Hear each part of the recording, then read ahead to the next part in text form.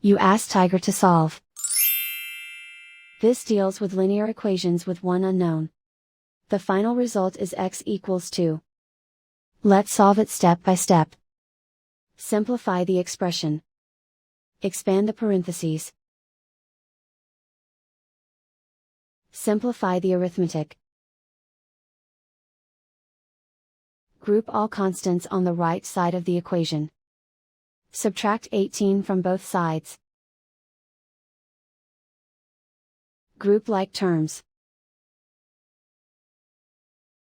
Simplify the arithmetic.